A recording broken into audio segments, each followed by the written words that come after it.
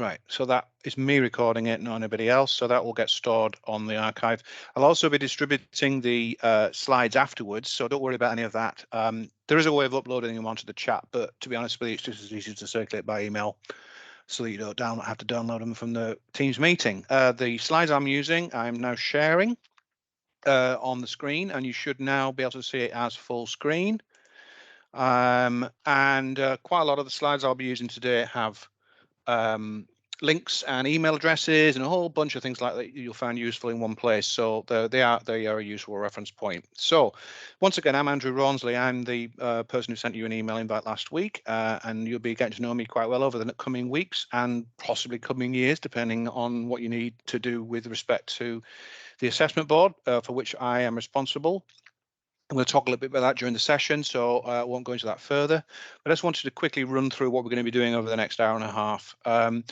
After this chit chat, I'm going to run you through for about a half an hour on some basic orientation. So there's a number of bits and pieces that I'll look at, who does what, who's who, what parts of the university support you, and so on. It's pretty much all practical information.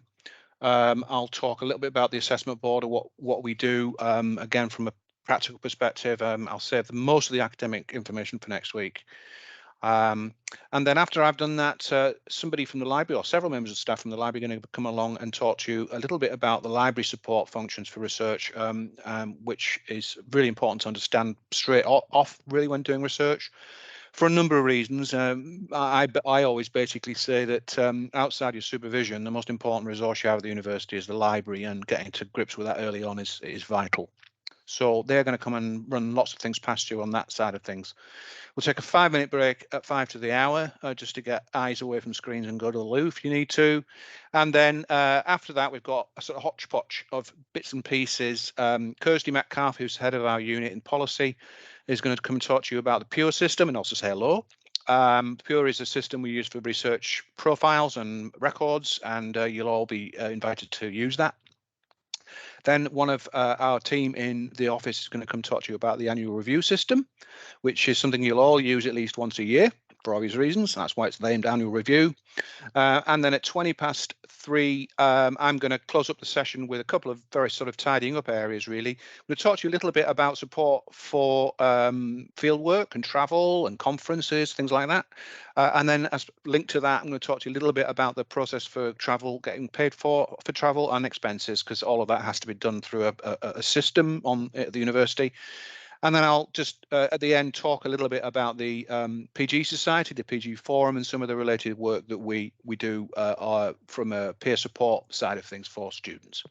So without wanting to get too bogged down in detail before I talk my presentation, I'm going to run you through practical orientation information to start with.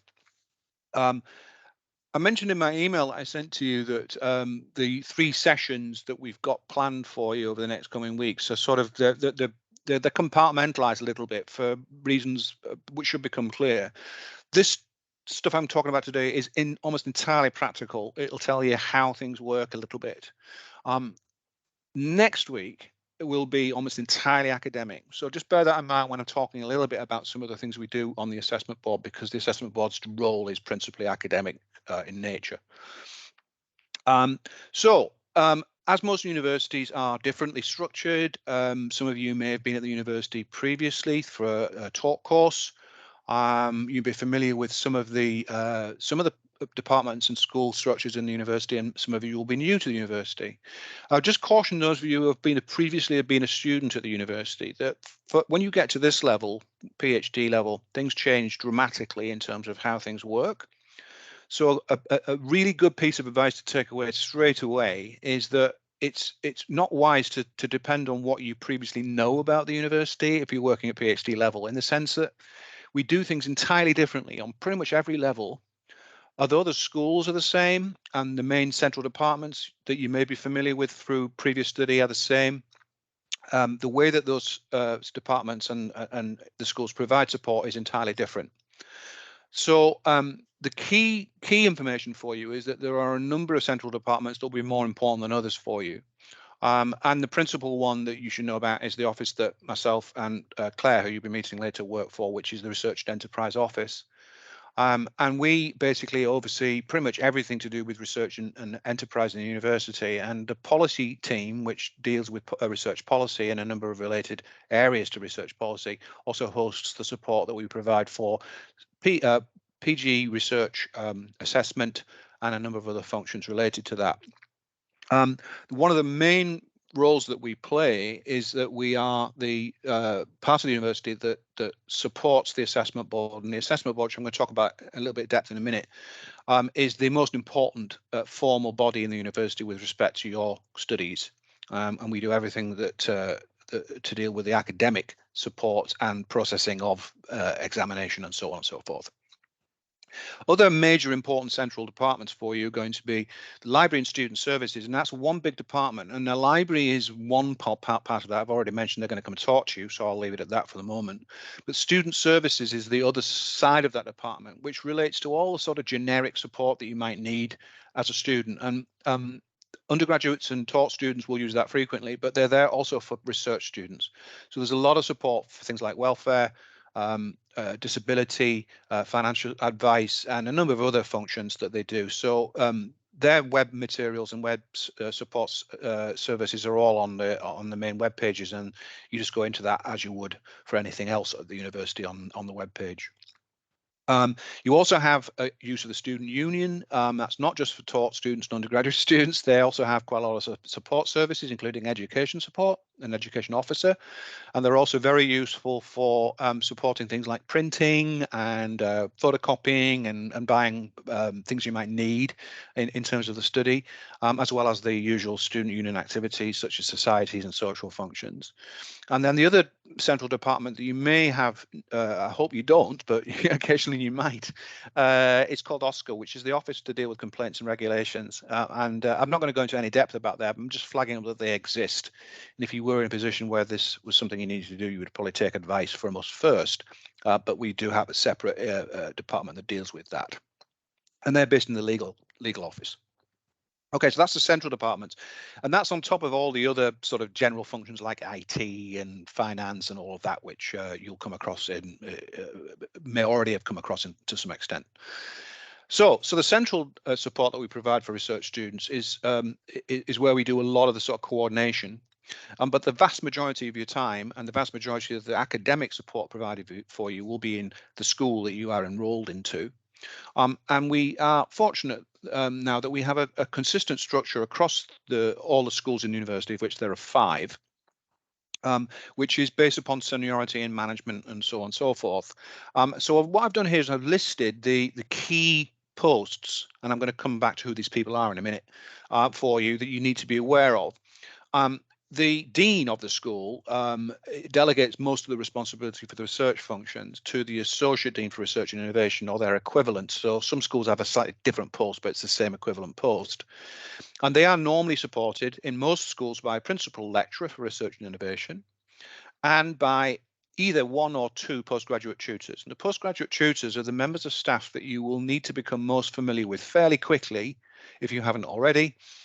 Because they are the members of staff in the school that are designated as the principal support and liaison on all PhD related support. So they're the people that will have processed your admission on behalf of the school. They will be doing all sorts of things for you whilst you're a student. And they also are very closely linked up with what we do in my office and the assessment board. So I'm going to go run through who those people are shortly. And then from there, you've got the supervision structure in the schools. And every student, every one of you will have at least 2 supervisors. The first supervisor is called your director of studies, and the second, and then you'll have at least 1 other supervisor who's your second supervisor. Some of you may also have a third. As obvious by the name, the director of studies is your principal supervisor, and that's the person you'll be spending the majority of your supervision time with. The second and or third supervisor is there to support you if that the supervisor's potentially away or might be there to provide you with specialist input of various sort, like technical support or whatever. But you should always have at least 2 supervisors at all times.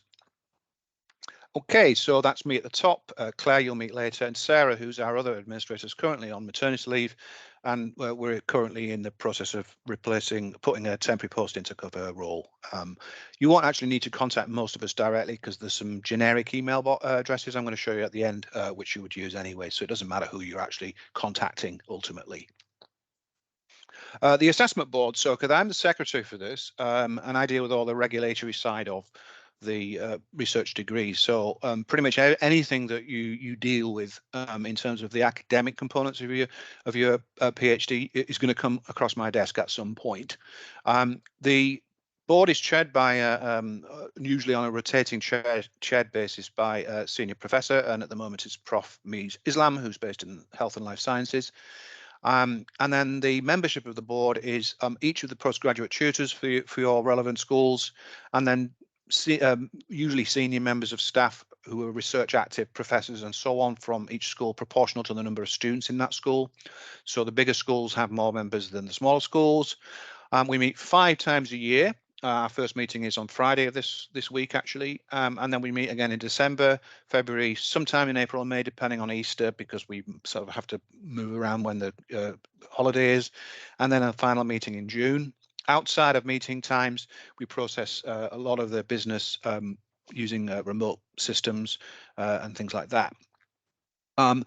We have an email address there I put on there, and I think I wrote to you last week from my personal email address, and I think I mentioned in there that you should use that email address for all correspondence. In fact, that was a mistake on my part. It's actually the PRAB secretary you should use for all academic emails, and that's an inbox that for the board where all business will be filed and actioned and so on and so forth, and that way it's all kept very tidy and formal. Most of our paperwork is a sort of amalgam of sort of traditional paper forms that we use electronically, and we use via our Unity interface, which I will show you. We have one exception to that, which is an entirely online form for the annual review process, which Claire's going to talk to you about. So I won't tread on her toes at this point, but it's a very consistently used process. So we have a special form for that. Every one of you will use it at least once a year throughout your program. So you can see there's a lot of uses of that particular annual review form. Whereas the other things that you might need to do, you might never use, and some of you may use more than once, but the actual annual review will all be doing. So, but I'll leave that for Claire till later. So a little bit about who's who in the schools. I'm not going to run through all the information on here. It's there for reference, and on the whole, you'll only need to know who's who in your school. There are a couple of things I'll just flag up on here at the moment because there's been some changing of the guard at senior level over the last weeks. So there's a couple of things that may change here. So I'll just flag that up for those schools that are relevant. In School of Art and Creative Industry, which is the school linked to the Museum of Modern Art, Institute of Modern Art, the Associate Dean responsibilities are currently held by Natasha Vowell, who also does the same within school social sciences, humanities and law. Natasha's actually been promoted up to Dean in that school, and I suspect that will then be changing. At this point, I don't know who that is, but you will receive information when that is known, and that applies also to social sciences. And likewise, in computing engineering and digital technologies, Nash Doward, who's been the Associate Dean for a number of years, is moving on to a different role to run the Net Zero Centre, and will be replaced as Associate Dean, and we're not quite sure who that will be either at this point. But as you will see, there are other members of staff in those schools who are there to support you. So principal lecturer and postgrad tutor in all cases is there. The only school that doesn't have a principal lecturer is the School of Art and Creative Industry, which is a very small school in terms of student numbers. So there's just a postgrad tutor. All of these names of people, by the way, are available on the Outlook address book, the global address book. You can find anybody at the university just by doing a search. Very, very useful. Right, so I'll run through a number of documents that are relevant to you. And again, I'm not going to go into any detail about what these are really. I'll talk a little bit more about the regs next week when we're talking about assessment, the academic side of it. But in a nutshell, we have very few actually, and they're all available on our portal, which I sent you the links for last week. The framework and regs that are relevant to you as PhD and MPhil are labeled RDCA, B and E. The others are different elements of the regulations. You don't need to look at them, they're separate. A is the framework, B is the main set of regulations for PhD, and E is examination. It's not exactly fun bedtime reading, but occasionally you may need to consult them for various bits and pieces. Next week, I'll talk about the key thing you need to be aware of in there when we look at assessment. We also have a supporting code of practice, which is a complementary document to the framework and regs. It's basically lays out all sorts of things related to the support of your studies. So whereas the regs talk about how things work formally, the code of practice is a little bit more light touch. It talks about things like supervision and how supervision works, things related to fees, things related to sort of things that surround the study itself rather than being specifically formal regulations. But it's an important document. And the important element of that document is related to supervision and students and their supervisors, and it's section 5 of that document if you're looking at it. We also have the framework and code of practice for research integrity, which is important for you to know about because it has the regulations for research student misconduct. And then lastly, we have our extenuating circumstances regulations, which are for those situations where you may need to defer some activity or stop study and things like that. It's a sort of additional bit of regulations that help us to make decisions about unusual things that might need to happen, although the vast majority of the cases, as I'll talk about in a bit, are straightforward through the assessment board. It's not difficult at all, and I don't want you to give the impression that it is. In most cases, we are very, very straightforward on things like that. There's some supporting policy documents. Again, all this is available online if you go looking on our portal. Specific to you, there's a policy on teaching. So if you end up being employed in the school to do a little bit of teaching, which will be contracted and paid to an agreed payment, standardized payment rate, there's a policy on what that involves. And you, to be able to teach, you need to abide by the terms of the policy. Mostly it relates to how many hours you can work and things like that. We have the baseline entitlement policy, which I'm going to talk about at the end because it's got a key bit of information in there about support that's provided financially to support you for things like conference attendance. Then we have some, I already mentioned the framework and code of practice for integrity, but we also have the procedures and policy and guidelines for ethics. Again, that's a massive area. And the week after next, I'm going to talk to you about through some of that a bit more when we look at standards. Then there's some generic policy that will apply to you as well. As I said, we've got travel and expenses, and again, I'm going to touch on that at the end of the session today because of all students, you're the ones who are most likely to be using travel, needing to travel for whether conferences or fieldwork, and also to claim expenses. So it's important to know how to do it.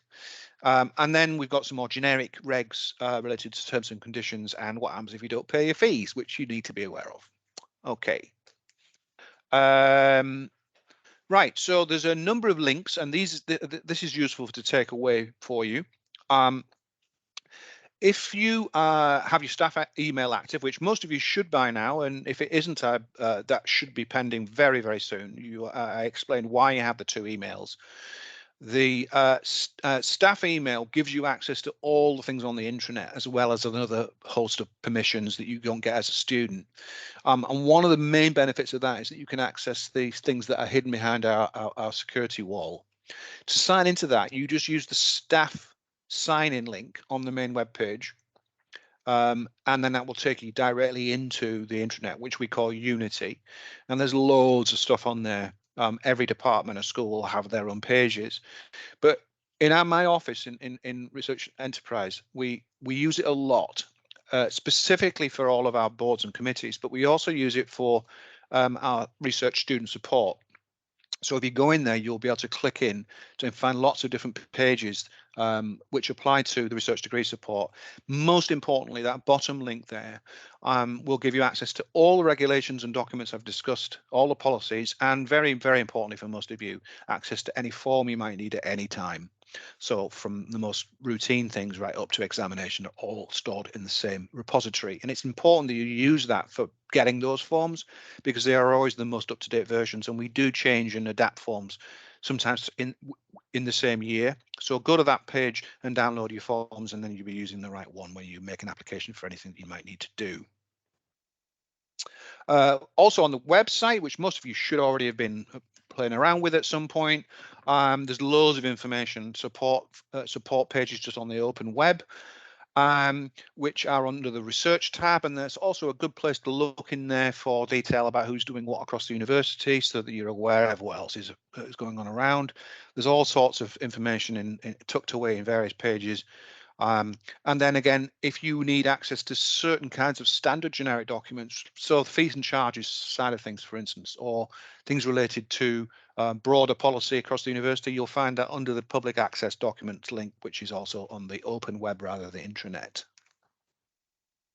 Right, so I've got about 10 minutes and I should be able to get through a few odds and ends here related to aspects of the program itself, which it's useful to know about when you're starting. I'm going to talk a little bit more about some of this next week from a specifically academic perspective. So today it's really just a case of just running through a number of key things that you should probably grasp.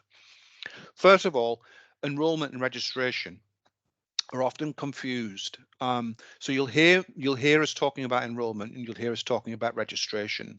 So the difference between enrollment and registration is simply that all students have to enroll. That's simply the act of activating your current record each academic year. Whereas registration is, the way we use it, is specific to PhD and MPhil. So you have to enroll every year in order to activate your record. You will get a reminder, and that reminder will always come roughly around the time of your first start. So those of you who started this month, it'll generally be end of September, early October when you get reminded to enroll. You have to do it every year.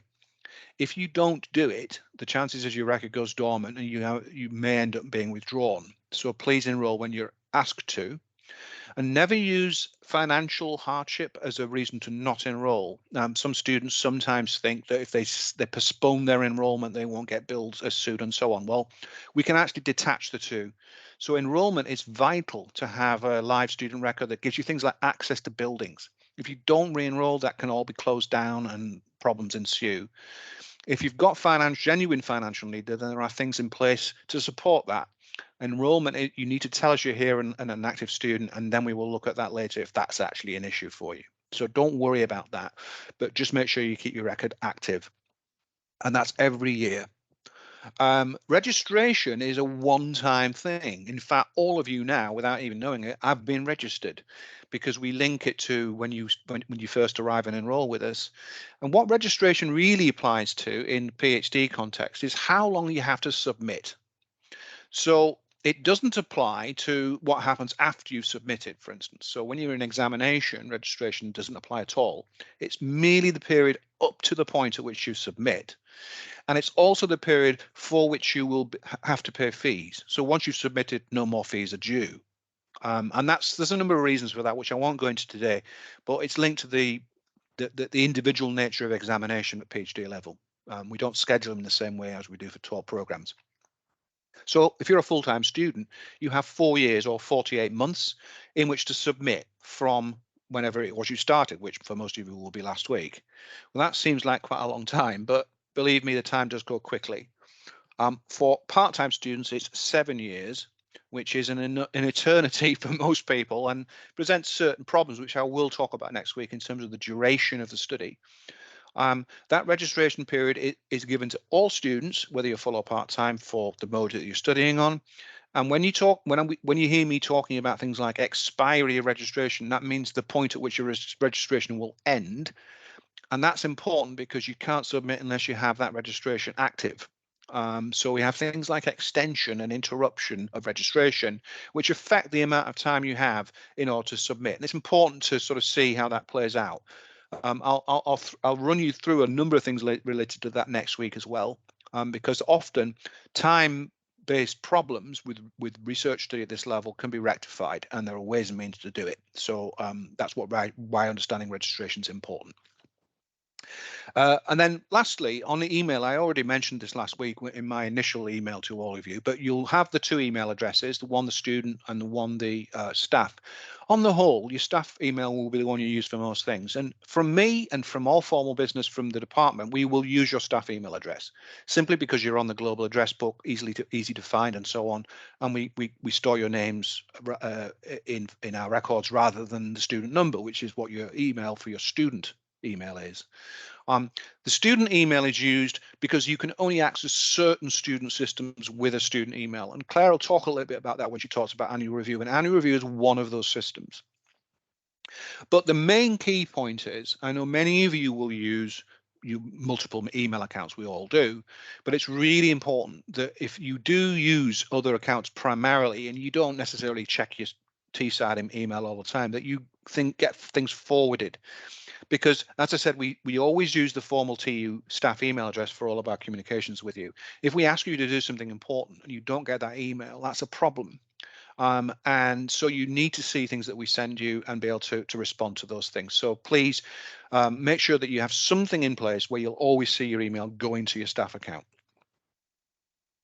Right, so to wind things up, I'll run you very briefly through structure. So what we're doing at the moment is our induction phase. We don't actually do that much in terms of mandating training and support. We think that these sessions that we do at the beginning are very useful for new students, particularly the academic support that we do next week and the week after. After that, actually, pretty much nothing is required. Everything else is optional, and I'll show you where you can find optional support for development and so on. The annual review cycle is the way we stay in touch on an annual basis. Other than that, you're left alone to do your work, supervised by your supervisors and working in the library.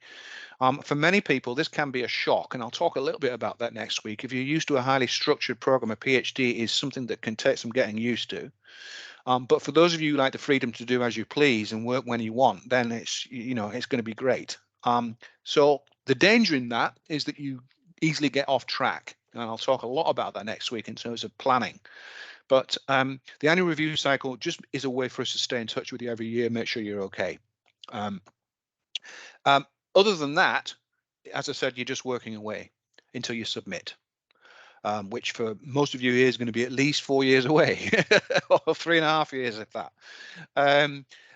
When you are going to submit, you need to tell us you're going to submit, which is what we call declaration of intention to submit, and we require 3 months notice for that, so we can make sure we're expecting your submission.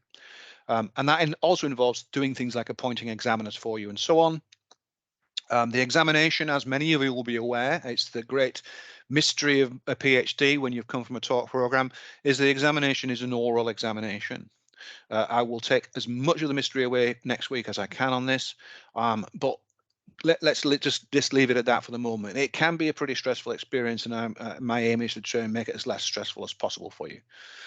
And then once you've gone through the oral examination, assuming you pass, or if you don't pass for that matter, there's various things that happen after that viva before you can be awarded your degree. And I'll run through a lot of that next week with you.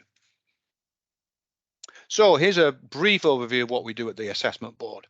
We oversee the annual review cycle. And we make sure that students who aren't doing so well get some support. If you need to change any of your supervision, that needs to be notified to us formally for a number of reasons, but because the supervision that's so important to success at PhD level, we need to know who's supervising you at any time, and they need to be approved for your project, as they already have been when you were admitted. But also, all of our systems are based upon supervisors being linked into your student record.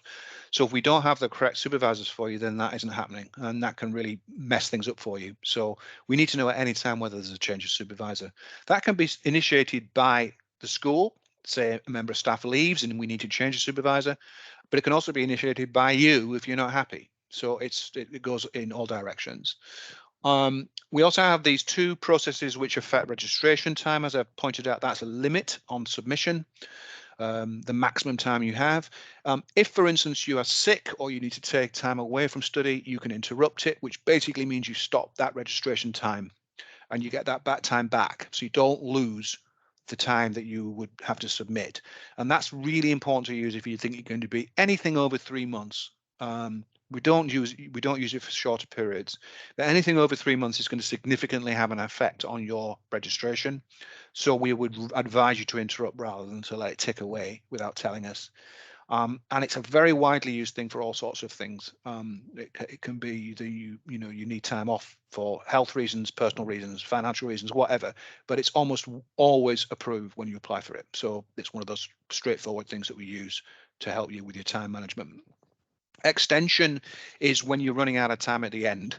So you'll note that I said you need to give us 3 months notice for you're going to submit. Well, the concomitant process then is that if you're not going to submit, you need to tell us you're going to need an extension, and extensions need to be applied for 3 months before your registration expires.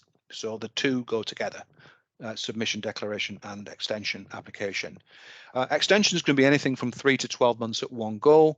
The only complication with it in most cases is that we will almost always approve a first extension in the majority of cases. But if you need more than one, we're going to start asking questions about why you need it. And those of you who are on student visas, that is complicated by the fact that sometimes there will be visa validity periods as well. So the 3 months extension notice that we get allows us to get some of that stuff sorted out if there are any issues. None of you are going to need that for a long time yet, but you need to know it's available to you. If you want to change mode of study, say you're currently part-time and you, I don't know, win the lottery and want to go full-time, or you're full-time and you need to go part-time, whatever it is, we can change mode of study for you. That's something you tell us you want to do. Yeah, we won't impose that on you, or that will never be something that we initiate. It's something that you ask us to do for you, and that's important to do formally because it changes things like your registration period and, mostly importantly for most people, the amount of fees you pay for how long you pay them. The extension of assessment is an extenuating circumstances process, which is used when you can't, for instance, apply for annual review on time. It requires certain kinds of things to be provided with it, but you can usually defer having to do your annual review under certain circumstances. But it also applies across the whole range of assessment, including final examination. So say we've arranged an oral exam for you and you become sick, you tell us on the extension of assessment and we rearrange everything for you. Likewise, there are a number of reasons that you might want to use it, but it's all set out in the extenuating circumstances regs. And then likewise, if you need to quit completely, withdraw registration, sometimes you find it's not for you, PhD study, you might not be able to devote your time to the study you thought you might be able to, and you want to withdraw, or you might want to go to a different university, in which case you need to withdraw with us, and so on and so on. But it's important to tell us by using a formal withdrawal, because then we get the date that you stop studying with us right, and it's for your purposes when your fees are no longer liable. So it's important to get that right as well. Otherwise, you will get invoiced for fees you weren't actually supposed to be paying. All right. So it's really important to submit it. Lastly, declaration of intention to submit bundles up a load of stuff at the end of the program for you that relates to your examination. We do everything in one go. So when you tell us you're going to submit, we ask you to fill in a whole bunch of paperwork related to things like copyright, related to what you're going to do with your thesis afterwards. And that's to save you the hassle of having to do anything later. So once you're through your Viva, you've pretty much done everything other than the academic components. It's a really efficient way of dealing with the final stuff that needs to happen at the end prior to award. So lastly, just to remind you, next Wednesday and the Wednesday after, same time, same place on Teams from 2 o'clock. Next week, it's me going over a lot of academic things with you, and we'll look extensively at assessment issues, but we'll also look at what you should be doing in your first year and what sort of things go into a PhD. The week after, it's a bit more wide-ranging, but we're looking at things like standards, data quality, validity of research, outputs, things like that. Many of you will not have come across some of this before, so for many of you, it will be the first time you hear some of these things talked about, but at PhD level, you need to know it. Lastly, useful information. There's the web link to our training and development session information. We have an ongoing program available to PhD students and staff. That program should just about be ready for the year. You go on there, it'll give you the information about what's running, and the online booking is done using a separate website. And then the contact information that you might need are generic emails there for student inquiries. That means you can send it there and whoever's working will pick that up. Perhaps Secretary, which I've mentioned, is the board's email address. You should do that for anything to do with the academic assessment side of things, and my personal email address if you need to contact me directly. Okay, so I think I'm not badly on time there, which for me is an achievement. So I think I should have some librarians here. Are you there? Hi, Andrew. Yeah, brilliant. So I think I stopped sharing. So you want to take over the screen and do what you need to do? Yes, I'll just load up my presentation. And hopefully I'll get that into presentation mode. And if you can just confirm that you're seeing that okay? Yeah, it's not in full. That's it. That's full slide. Yeah, I think there's a bit of a satellite delay on it, isn't there? Right, I'll turn my mic off so there's no noise. How's that? Okay, thanks, Andrew. Okay, so hello everyone. I'm Catherine Elliott and I'm a librarian in the research support team within the library as part of the Student and Library Services. Also in the meeting today are my colleagues Joe Tilley and Daisy Campbell, who are also part of the research support team. Joe is going to be keeping an eye on the chat for me, so if you've got any questions about anything I say, you can pop the questions into the chat and I'll hopefully, if we stick to time, there'll be a chance to answer those at the end. So as well as research support team, there are also different academic librarians depending on your subject area, and I will show you how to find yours. Then I'll do a bit of a brief run through, just an overview really, of how Student and Library Services can support you throughout your research career. So getting started. So there's a picture there of the library. I don't know if maybe some of you are not familiar with the campus. You might not have arrived in Middlesbrough yet, but just on the left there, there's a picture of the library located in the campus heart. And a couple of things you'll need before you get started. So you need your IT account, and that I believe should be issued at, you should be part of the documentation you get when you register. You'll also need your TUSC, which is a Teesside University smart card. And as a student, you would pick that up from the Student Life building. As a member of staff, you pick it up from the Tower building. If you're going to come into the library and borrow books, you'll need that card to swipe in and out. And you also need a PIN, a 4-digit number to allow you to borrow books. And you can get those physical things, you can get those in the library, or I've popped the library help email address on there as well for you. You'll need your password, your IT account password to access our online resources, ebooks, e-journals and databases. Our physical library here in Middlesbrough is open 24/7. And we offer a mix of both physical and virtual support, both online and in the physical building itself. So what to expect? Well, as a researcher, you do get enhanced borrowing rights for print books, more than you would have had as an undergraduate or master's student. You can borrow up to 26 books at a time. However, it's probably going to be more electronic journals and conference papers that are going to be your main sources of information, the more current up-to-date information and specialised information that you will need at PhD level. So we'll explain about reference management software a little later on. That's software for storing details of the materials that you're finding and using. Currently in the library, there is a designated area up on the 4th floor for postgraduates and researchers that has silent and group space for you, and that's your space away from the rest of the students in the rest of the building. And very excitingly, we hope around Christmas time, we have a whole new building dedicated researchers called the Buttery. So look out for further news about that.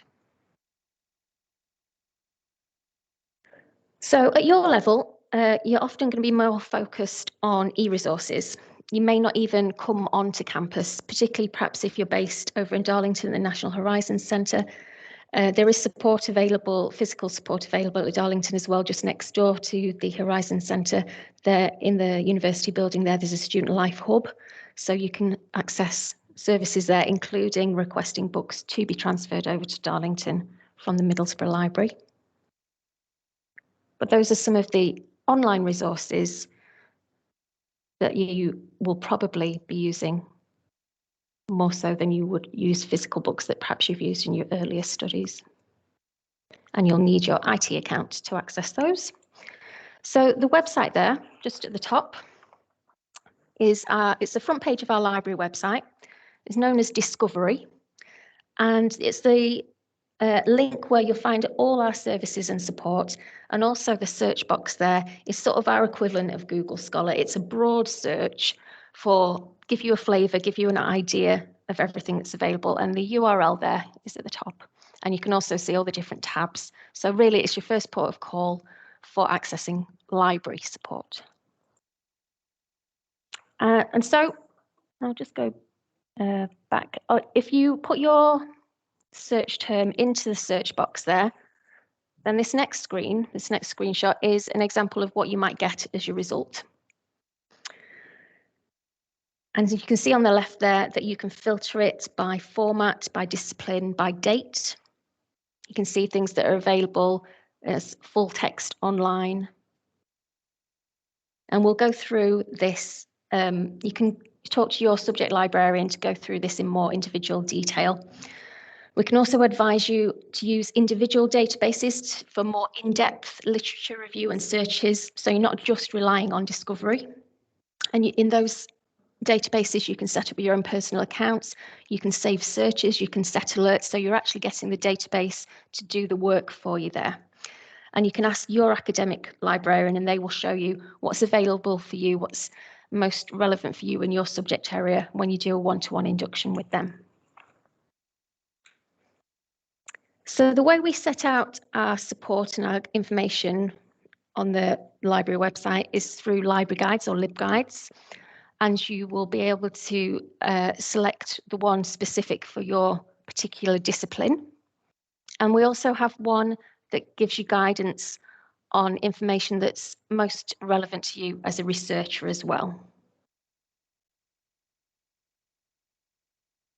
And I'll show you how you can actually use the LibGuides to make contact with the academic librarian and to make an appointment with them. It's your responsibility to get in contact with them, not the other way around. So I'll show you how you can use that LibGuides to get in contact with your academic librarian, set up a meeting with them and get the specific subject relevant support that you need. So here is just one example of one of our LibGuides. This is the civil and construction engineering one, and all of them have a similar layout. And on the front page there, you'll see a nice picture of the academic librarians for your specific area of study. And under there, their details and a little link there to book a tutorial with them.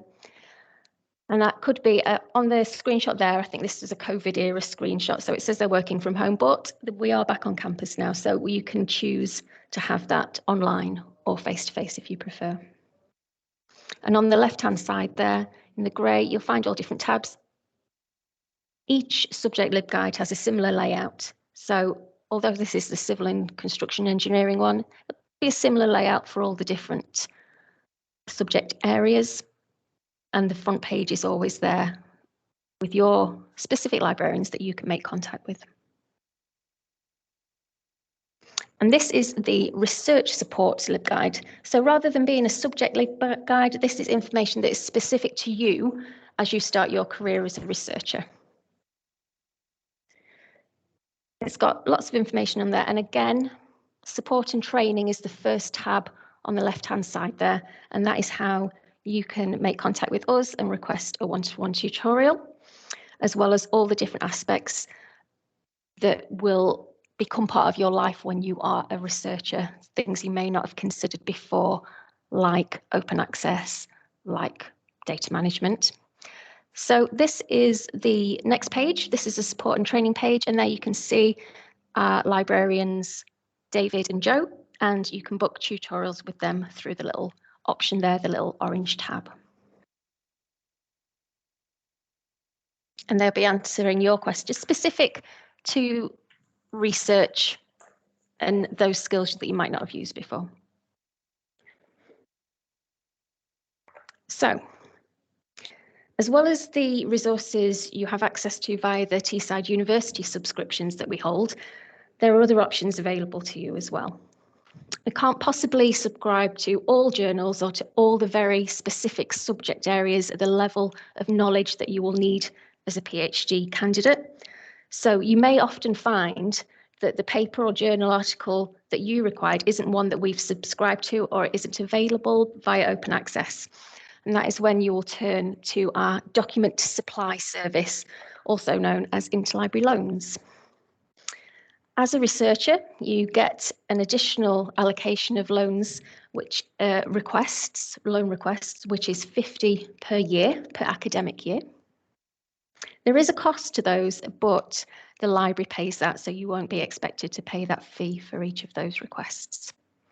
And when you do place your requests, we ask that you place them under your student ID, not your staff U number, because the library account is attached to your student account. So there is, just in the bottom right there, they've got the LibGuide regarding the interlibrary loan service, which includes the request form as well as some other information about the service. You may also find that you want to access other libraries as well. So you can visit the British Library's site. We're very lucky to be quite close to it. It's located at Boston Spa, which is about 35 miles away from Middlesbrough. It's between York and Leeds. And it's a nice place to study if you wanted to go down there. You've got the information there about the reading rooms, so you need to get in touch first and place any requests for any materials that you want to consult so they can have them ready for you when you arrive. You also may find that you want to make use of the Sconnell Access scheme. This is a scheme whereby you can make use of other UK university libraries and study in their physical buildings. You can't use their electronic journal holdings, but if they are part of the EduRoam Wi-Fi service, you will be able to get online. And you can often usually borrow print books from their collections as well. You need to make an application first and be authorised before you just turn up at one of those other university libraries. So the information is all there with the application form at that website. So just click on that, choose where you want to go, get the authorization, and then once you have that authorization, you can travel to whichever of those university libraries. Perhaps they have specific collection that you want to consult, or it's just more convenient for you to study nearer home, and you can make use of their libraries too. Now, you may also want to start looking at theses, since that's what you're going to be producing. A good place to find examples of theses and see how they're structured, and also just to discover if something's already been written in your area, is the British Library's Ethos system. The Ethos system takes theses from UK universities and makes them available open access electronically. The majority of these you can read online. If not, do contact your academic librarian, because we do have funds if we need to get something digitized. That might be possible to have that made available for you. So don't pay anything first. Come to us and see if there's anything, if there's funding available that we can then use to do that for you. But it's well worth registering with Ethos, just to have a look at a thesis and how it's set out, and give you a bit of inspiration as well. Now, open access is a big movement towards open access and open research at the minute. It's a push to make research and research data openly available without a paywall. Students, I guess, don't often realise that universities pay for their access to e-resources because that cost isn't passed on, so it's sort of invisible to you. Open access is changing this. Open access makes that research free for everyone. And it's a great way of getting research out there, getting it used, getting opportunities for collaboration and spreading it more widely. The directory of open access journals has information about open access, and on our researcher's guide, there's further details on there as well. It's one of the key ways that you can comply with open access requirements is to make your thesis available, and any research papers that you publish during the course of writing your thesis, you can make those available via TSREP, which is the university's institutional repository. I'll touch on that again a little later. So related to that open access movement that we're seeing is research data management. Now, research data management is the process of organising your research data, keeping it safe and secure, and possibly preparing for sharing and preservation of it. Recently, we've implemented 2 systems at the university to facilitate research data management. The first is a system to record your data management plan and help you devise that, and that is called DMP Online. DMP Online can be accessed as part of the online ethics system or via the research support LibGuide, the library pages I showed you earlier. It is now a university policy to add any data sets created in the course of your research to the TU data repository, which is the second system, again available by the research support LibGuide pages. And also, of course, it's a place where you can access data sets that have already been deposited and look at those yourself as well. Again, further information about all that on the researcher's LibGuide. Managing references. Now, this is key. When you've found all your relevant information and sources, you need to keep records of that. You can download bibliographic information into a personal account with services such as RefWorks or EndNote. EndNote tends to be preferred at PhD level as it has a more sophisticated file sharing system than RefWorks, but really it is personal preference which you're more comfortable using. You'll need to contact ITDS, which is our IT department, to get EndNote downloaded. We do have a LibGuide on these reference management softwares, and you can see the link to it there. And also, if you want to speak about using those, have a little bit of instruction on that. And for help with that, again, use our LibGuide, our researcher's LibGuide, to make an appointment with David or Joanne, and they can help you with that. Copyright is something you might not have had to consider before. You need to have an awareness of copyright, especially if you're adding any third-party content to your thesis. You may need permission to add third-party material, and this can be a complex area, so please do ask if you're not sure. We do have guidance in our research support LibGuides and also a separate copyright LibGuide.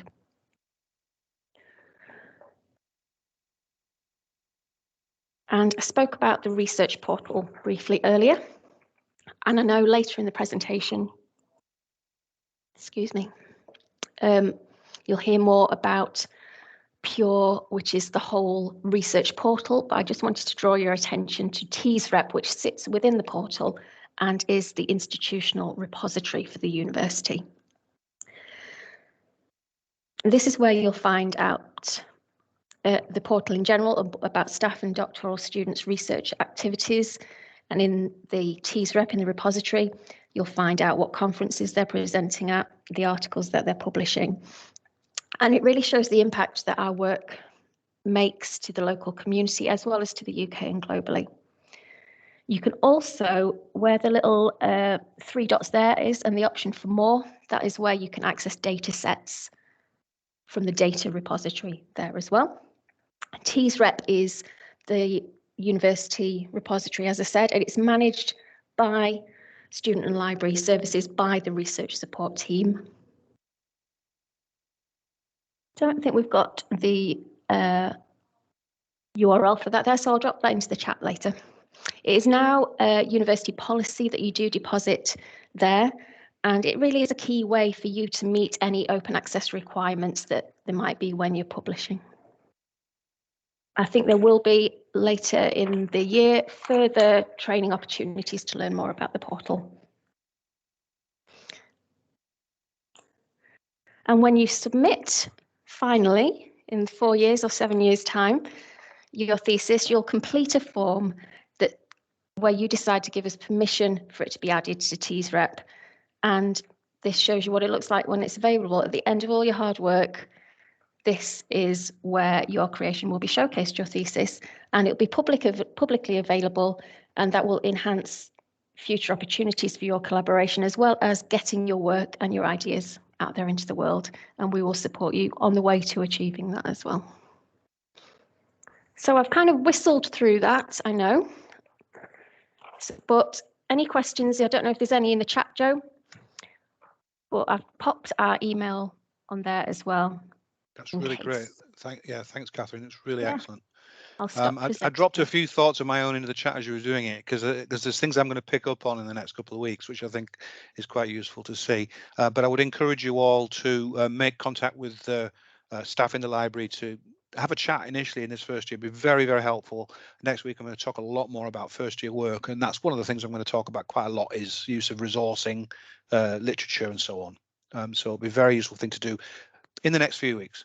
And I see already. Joe has been busy dropping all those links into the chat as I was talking. So thank you, Joe, for that. That's fantastic. Thanks very much. All right. Right. So we're running a little behind. So we'll take a short screen break, loo break, and then we'll come back and we'll look at the Pure system, which Catherine's just mentioned very briefly, and Kirsty's going to come talk to that. So just 2 or 3 minutes and then come back on for the remainder of the session.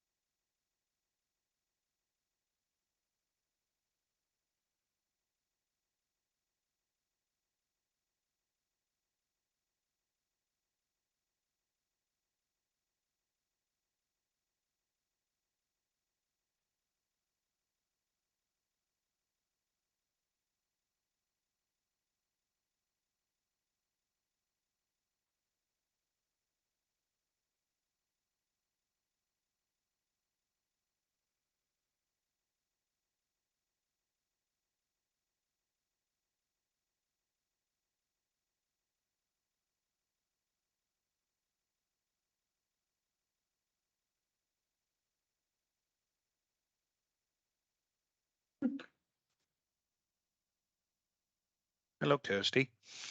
Hi, Andrew. Yeah. Okay. Yes, thank you. We're just taking a couple of minutes break there after the library. So if you need to get set up, that's perfect. Thank you. Finding my notes. And the end of the library presentation referred to the portal, so that's helpful. Excellent. That's good. I think I'm rather backlit, but never mind. Probably better if no one can see me. It's up to you. I choose to remain anonymous.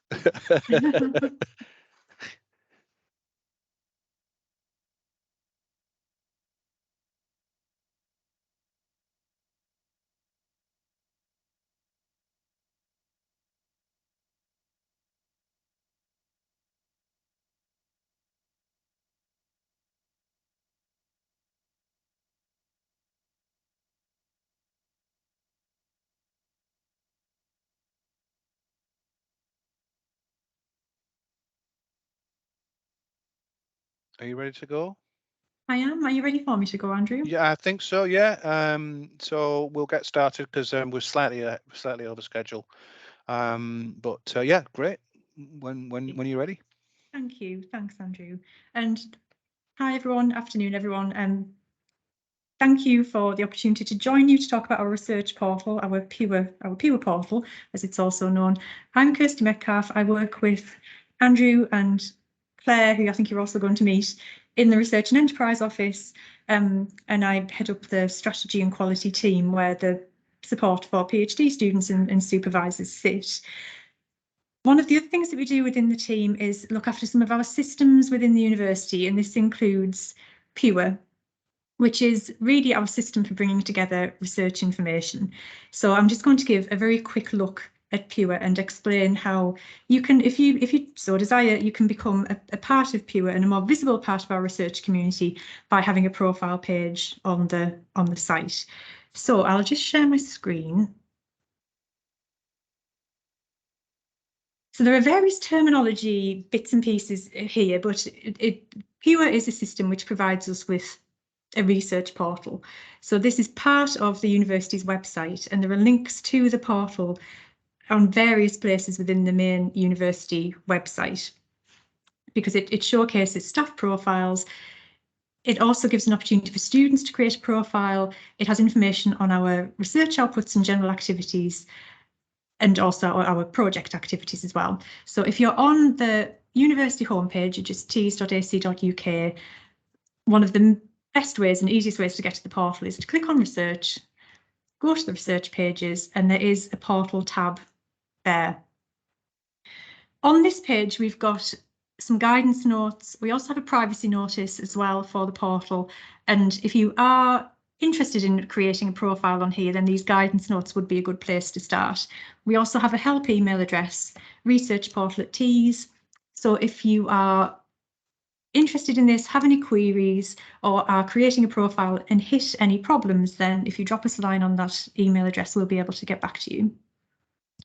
So if you click through to the portal itself, this is what it looks like.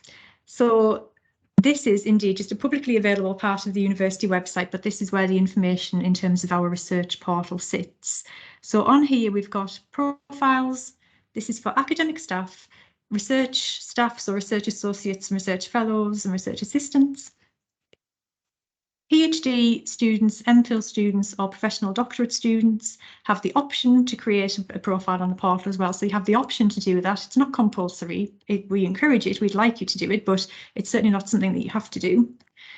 We've got information on our research units. So these are our academic schools, departments that sit within those schools, and also our research centres, which you'll probably hear more about.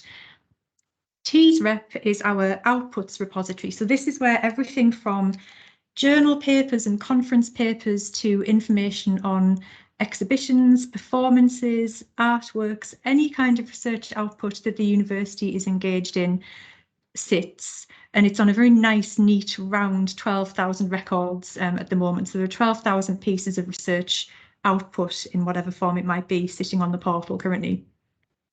We also have student theses. So these are the theses of students who've completed their degree, their doctorate degree at Teesside or their MPhil degree at Teesside, and their theses sit on that section. We've got information on projects. A lot of those have external funding attached to them, but not exclusively so. And then we have information on research data sets. So any data sets that have been created to underpin a piece of research carried out at the university. And we also have information on press and media. So this is instances where our staff or students have been mentioned in the press connected to their research activities, and we hoover that up as well, and it sits on the portal. So we've got a bit of introductory text in there, and then we have a map. So one of the things about the portal is that you can use it to create your own profile and become a part of the research community as it's visible on the website, but you can also use it, and this might be particularly of interest as new students, to find out which members of staff, research areas, research outputs within the university are in your area and might be of interest to you. And there are different routes into doing this. So there's a general search box at the top of the screen, but there's also this map as well. this shows our interactions with various countries. So it's a good geography test. And it's also, if you're interested in, say, work with a particular country, then it's a good way to find that work. So for example, if you were interested, or if someone coming to the portal was interested in the work we do with China, you can just click through onto China. It will bring up a list of the research outputs or projects we have with institutions or organisations in that country. The most organisations are at the, or most interactions, sorry, are at the top, and then it kind of goes further down. And then you can click through if you were interested in a particular institution, and it will show which, in this case, research outputs are we have in common with that institution. And if you click through to one that you're interested in, it has a bit of a think, and then it will bring it up. So it will bring up details of the output itself, how many times it's been downloaded from the portal, how many times it's been cited in the Scopus database, access to the full text of that output, which might not be available from the journal's own website, but as an alternative might well be available on the portal. Gives you an abstract, some bibliographical information, and a lot of the content on the portal has fingerprints attached to it. So these are keywords which the system automatically generates, and they're weighted. So the more orange, the heavier the weighting and the more relevant the keyword is to that piece of content. And it will give you citation information as well. So if I just go back to the home page, and if I just search for somebody, I'll search for Zulfali. He's my go-to guinea pig when it comes to portal demonstrations.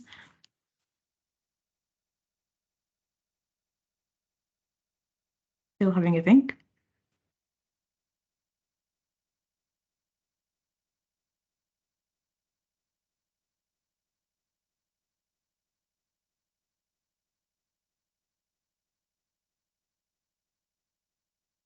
Not usually this slow, so it must be a bit unhappy with me. There we go. I'll just choose somebody else.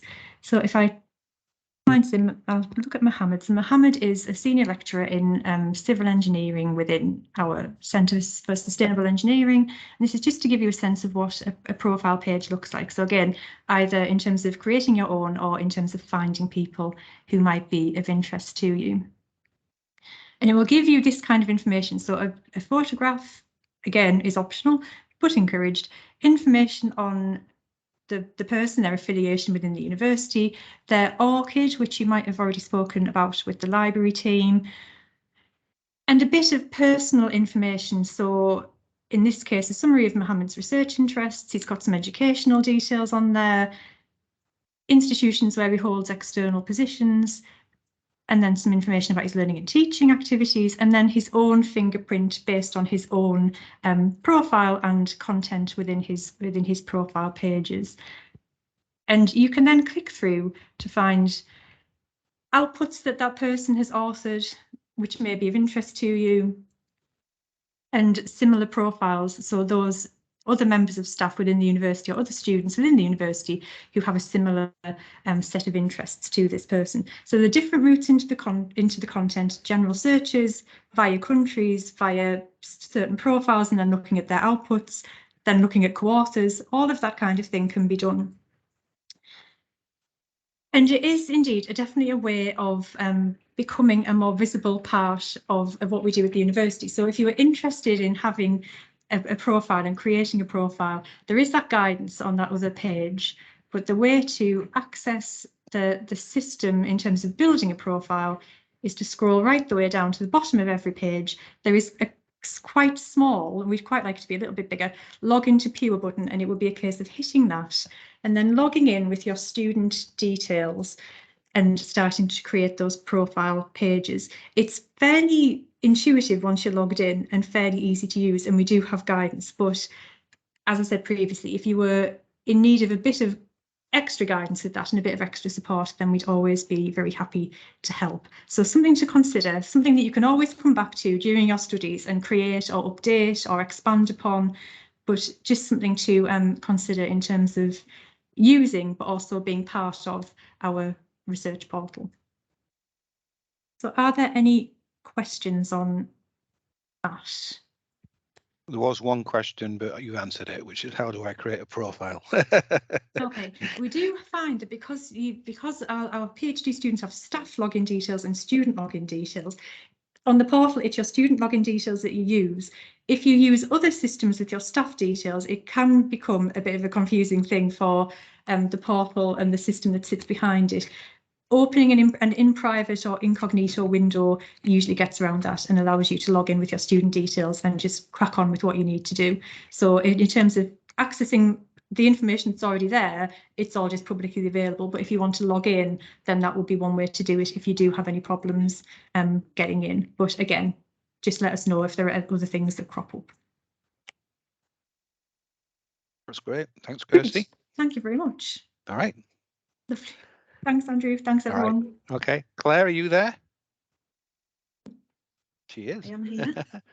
That's it by magic. You ready to go? I am, yes. Let me just share my screen. So, hello, everybody. I think I've met all of you in enrolment sessions. So nice to see you virtually again. Right.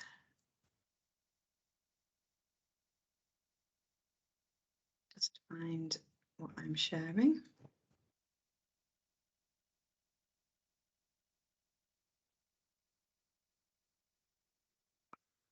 And can you see that page okay? It's all fine.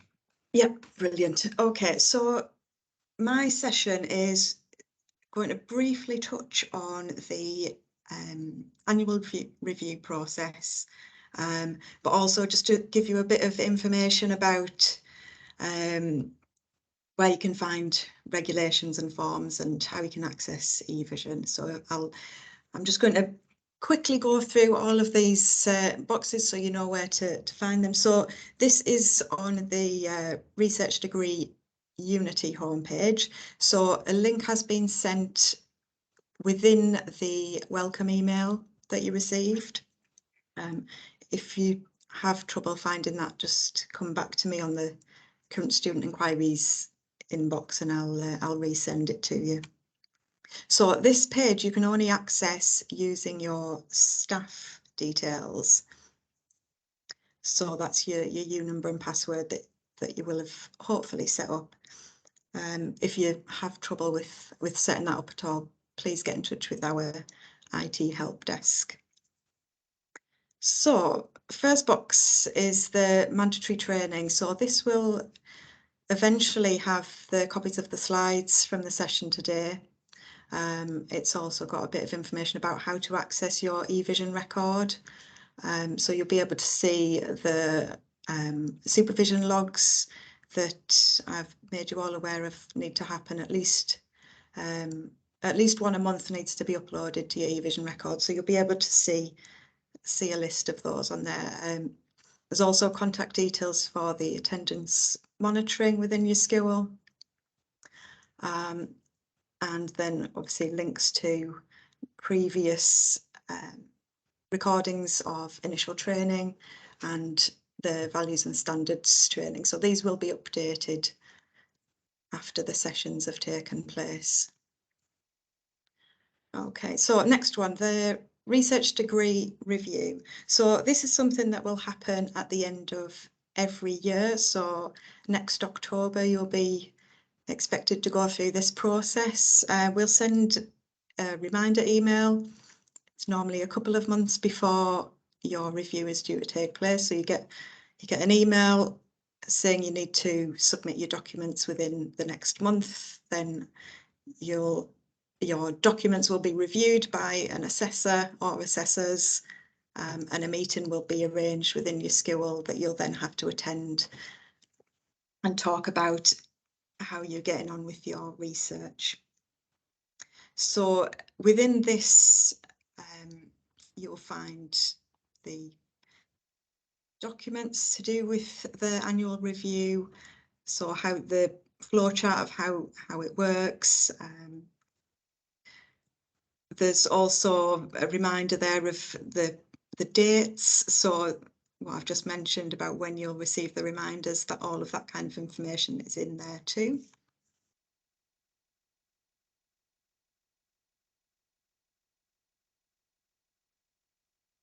So with regards to your annual review, when you log on to do your application, that can only be done with your student login details. So obviously if you do struggle to log in, try to make sure that you've used your student one and not your staff one. There's obviously a lot of things you need your staff one for and a few other things you need your student for. Okay, so let's move on to the next. So eVision. So this is where you can log on to see all of your supervisory logs. And you'll also be able to complete your re-enrollment each year. So that needs to be done to ensure that you remain a current student, and can cause us a few problems with regards to you having access to some of the systems if that's not done in a timely manner. Okay, also something just to mention on the research degree review. If you, for some reason, are interrupted from your studies, depending on how far through the year you are, you would not be expected to have a full review. You may just need a substitute review just to check that everything's moving along okay. If you were ill and weren't able to do your review, you would need to complete an extension of assessment form. And that links us quite well into this box here, which is where you can find all of the documents you'll need. So there, if you needed an extension for your annual review, that's where you'd find it. Obviously change of supervision, if you needed to interrupt your studies for any reason, and along with the regulations, they can all be found in there.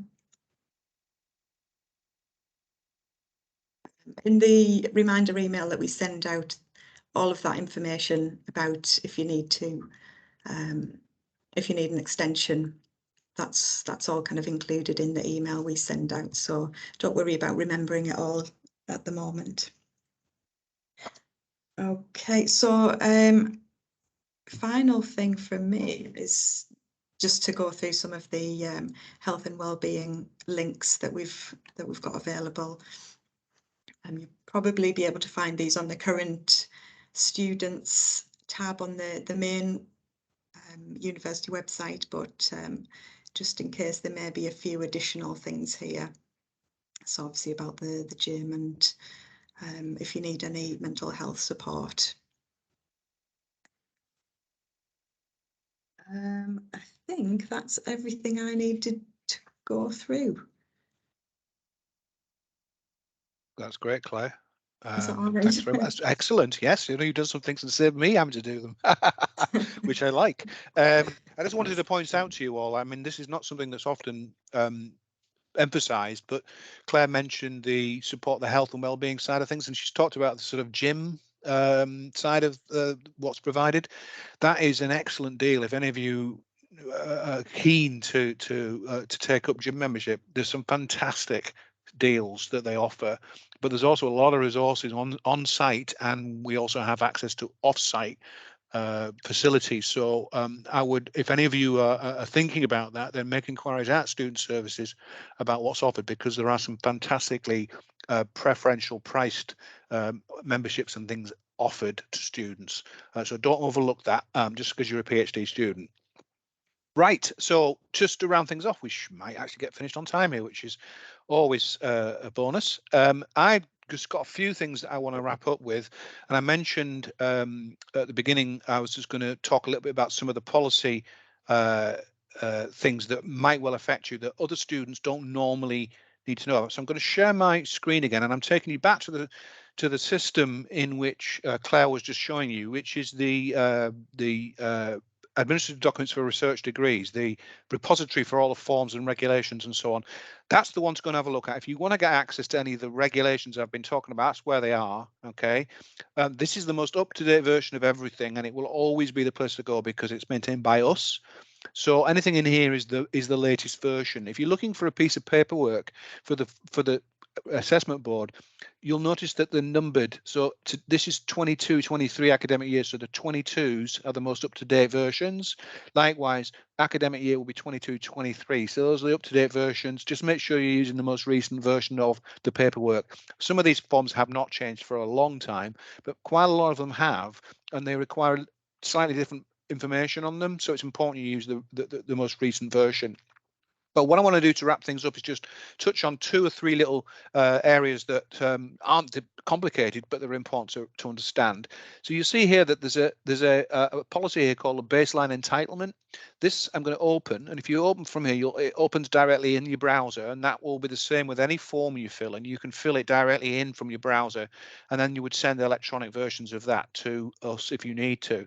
All of our policies and so on, I've got details about them on the front, but this one I want to just flag up. It's got some very straightforward sorts of things about what you're entitled to as a student. Some of these are straightforward. Some of them are not actually that for many of you might not be obvious, but things like you're entitled to holiday time, for instance. Some supervisors find this surprising. I, on the other hand, think you should be taking your holiday entitlement. There's all sorts of things here related to what you're allowed to attend. For instance, you can actually attend taught courses if you want to. There's a number of things you need to clear, but if you need some support with a particular research method, then there's plenty on offer in many schools at level 7, normally MSc, MA level, that you might find useful. That's an option for you. There's a number of things in about what you're entitled to in terms of working space and access and so on and so forth. But the one I'm particularly interested in just flagging up for you is this one at the very bottom. It's number 15. And this is the one that says that we will make a contribution of up to £500 towards costs of attending and presenting research findings. Now, every single student is entitled to this, whether you're full or part-time. There's no distinction.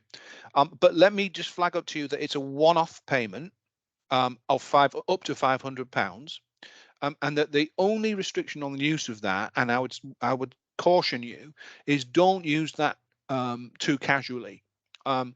Ideally, you'll be using it later on when you've got something to present, because you'll notice that it's only eligible to be used for when you go into a conference to present at it. It's not there to just go and attend a conference. It's there for when you have had a paper accepted or whatever, and you're going to present on it. And it covers things like costs of getting to the conference and accommodation. Many conferences will have a fee attached to them, and that may well also contribute to that. But on the whole, most conferences, if you're presenting, the fee will be waived and so on.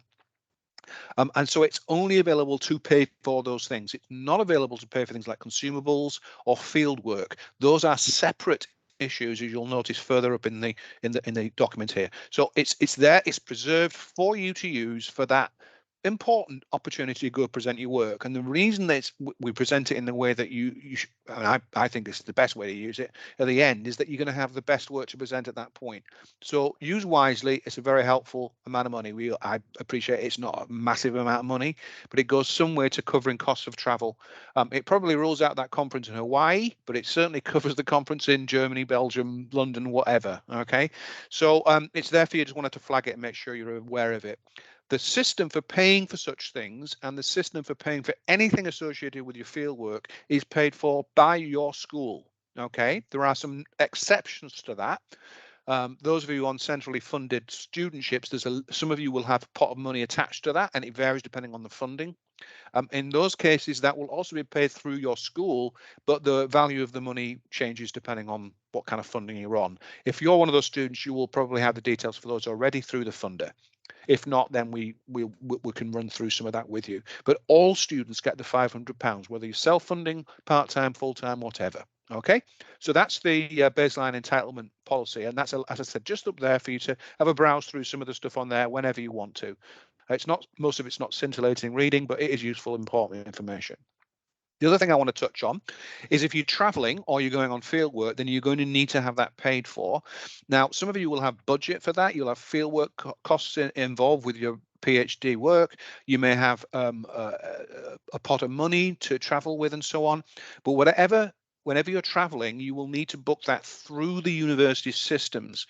So we have a travel agent that we work with that books all of our travel with us, whether that's train fares, or plane fares, hotels, the works. It's called Key Travel, and you must go through the system to set it up. Now, this is the web page on the intranet on Unity again, which you would get at through the Unity page we were showing you, which is based in finance, in the finance department, the travel sections in the finance department, which has got all the information you might need on it about travel. It's got links to the various things that we do about insurance and things like that, because you get travel insurance included with it. And it's also got this link here to the travel subsistence and expenses policy. Now, the reason I'm flagging this with you, and I'm not going to go through the policy, it's there for you to look at, and there's details if you need to contact people that can advise you, is that if you're traveling for field work or conferences or whatever, and you're spending money to travel and so on, if you book that through the travel service, that will be covered as part of the package of arranging it. But things like expenses, food on top of that, any expenses you might incur as part of that university activity, they are subject to very strict criteria about whether you're going to get those paid for you. So you need to be familiar with the terms in this policy, and that the claims must be made according to the policy. And I say this simply because this is our finance department that deal with this, and they are very much like to stick to the regulations. So don't be caught out. Spend money that you cannot claim back because you haven't done it via the policy or through the booking system. That's a very simple, very, very safe way of doing it. If you go through the system and it's approved properly, things will be fine. Okay, so just to warn you on that, you're the students of any students, and this is a staff policy as well, but you're the students of any students in the university who are going to be doing this sort of activity, and it's good to know about it. Okay, the last thing I want to just talk through is not something that's available much online here, because it's not actually something that we manage, which is the links to the student union that come through the PG Society. So we have a society that is chaired and run by other students like yourselves that convene via the students union. So go to the student union and have a look and see what's available. You will receive occasionally invites and circulars via either directly from the student union PG Society or through me or other members of staff who circulate things occasionally, inviting you to take part in various activities. And I would encourage you all to do that, because one of the things that we'll talk about next week is that doing a PhD can be a very isolating experience, and having some community activity around it is very, very helpful, particularly when you're starting out, because you need to meet people and so on. But the other thing that the PG Society are also responsible for via the student union is a system of representation for you as postgrad research students.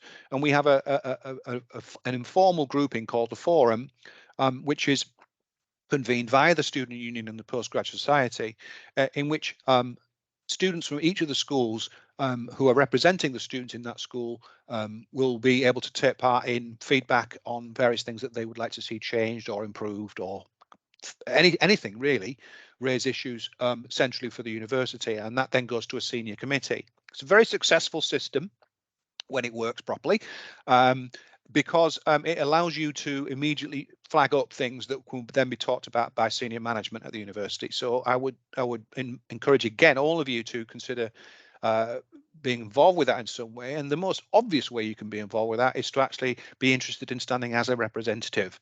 So schools will almost always be looking for students within each of the schools to be a representative for the student body, research student body.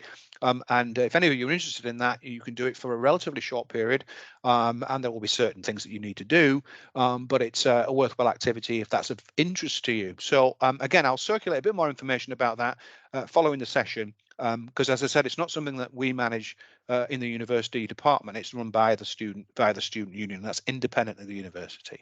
Okay, so we are pretty much on time here. So I'll just check to see if there's any questions. Has anyone got anything that we haven't? There's a couple of questions here in the chat that I'll get to. Has anyone got any questions that they haven't had a chance to drop in chat that they want to ask right now? If not, maybe email me separately if you want to do it that way. That's also fine with me.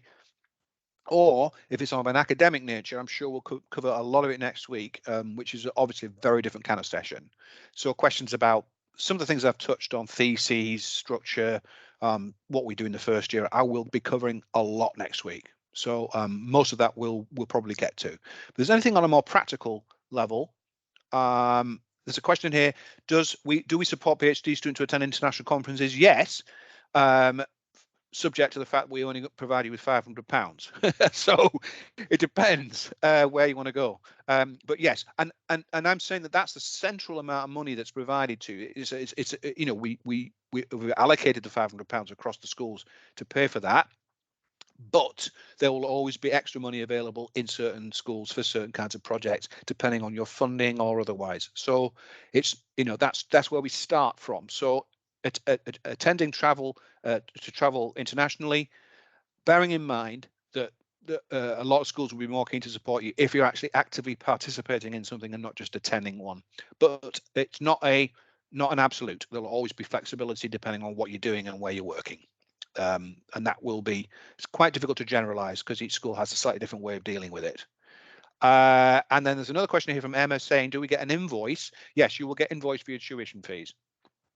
In terms of paying for that, it's and that's changed. Claire, do you know where the new finance desk is? I don't, sorry. There may be a link on your eVision to in order to pay. There'll probably be information somewhere, but last time I was over in the tower, it's now an IT desk and not finance, so they've moved it. And as you probably figured out, Claire and me work remotely quite a lot of the time, and we're not always necessarily there to see what's going on, but the information will be online somewhere, Emma, about that. But yes, you will always get invoiced for tuition fees that are due, but bear in mind the thing I said earlier about enrollment.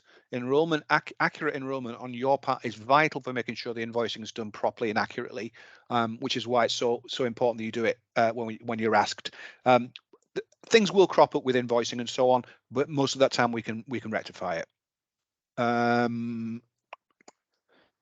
Fully funded PhDs, now you with a fully funded, occasionally you might get an invoice, but it'll almost always be paid. If your fees are being paid for you, that should already be taken care of and you shouldn't get it. I don't want to say always the case, but yes, if you're funded and we have records of that, that won't be a problem. So don't worry about it if that happens.